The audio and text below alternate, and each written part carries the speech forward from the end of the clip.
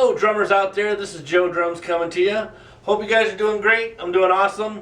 Well, as I said, today I'm going to be talking about drums and getting that Phil Collins sound and using single-headed toms. Right now I have all the toms.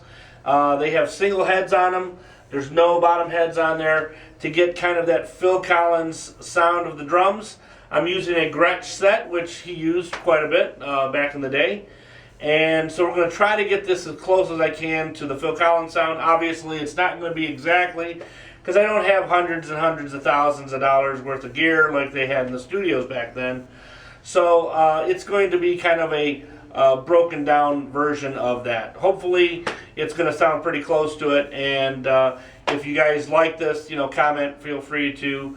If you have any other suggestions about other ways to set up drums and tunings and how to record, let me know. Let me know what you guys, give me some input.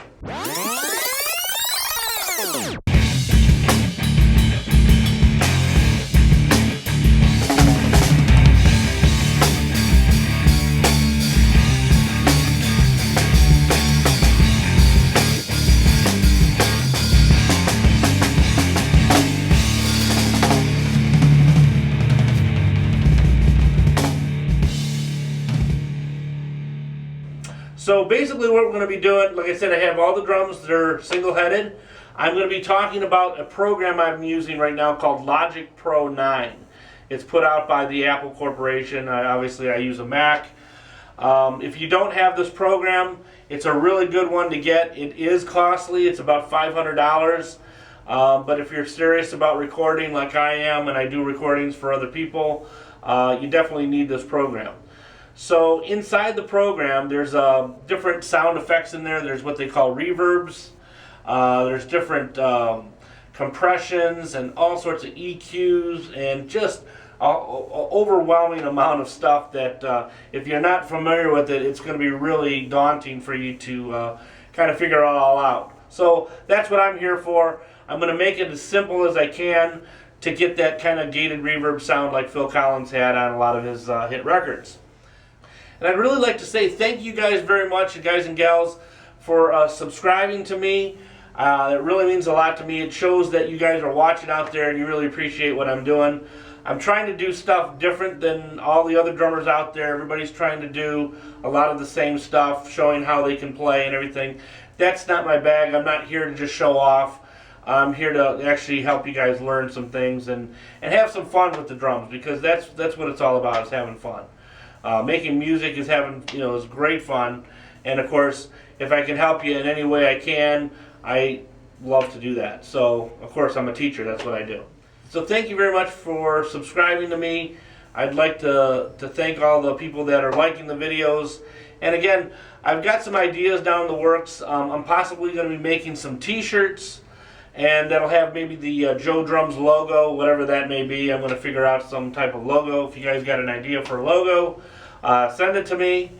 Hopefully, if you guys want something like that, I'm going to do that probably in the near future here this year. So anyway, let's get to the recording. We're going to talk about how to set up the software, and then we'll do a demonstration of what it sounds like. So let's do that now. So how you set that up is you select the track. As you can see, I'm selecting my bass track. It's highlighted right now. And we're going to go into bus 5. I'll hold that down. And you'll see here I have, go down to different ones. There's post pan, post fader, pre-fader, no send. And I want to go to the last one, which says bus. And if you scroll over, you'll see that there's bus 5. And it goes to aux 2. Now this is the way it's originally set up. Once I had it, once I went to bus 5, it set it up for aux 2. You don't have to set that up. It's automatic. So once you go to that, you click there, and then you hold down the option key and you click this button, and that opens the track up so you can hear the volume of the gated reverb. Now what I do before I do anything, I've got to set up for a reverb, and I've got to set up for a noise gate. The reverb will give the big huge drum sound, and then the noise gate will cut the sound. So think of it like, sound coming through and then chopping it right at the end. That's how he gets that gated reverb sound. The word gate if you think of it as like a gate opening and closing.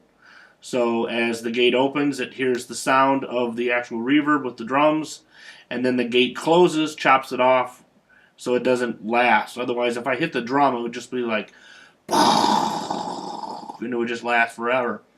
So you want to chop it at the end. So I'm going to click on the actual reverb that I'm using here, and again, this is from bus 5, aux 2, and I go in here and I just select my different reverb.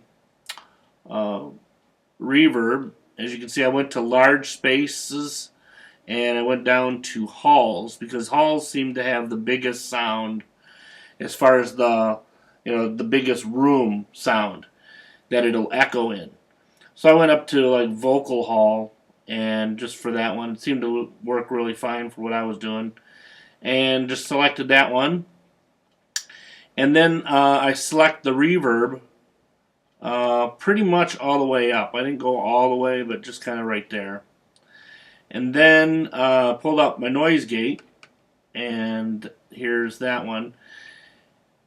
And I basically set the attack, the hold, and the release to this 6 milliseconds, very short, 30 milliseconds for the hold, and the release time is about 57. Again, you can adjust this to your liking.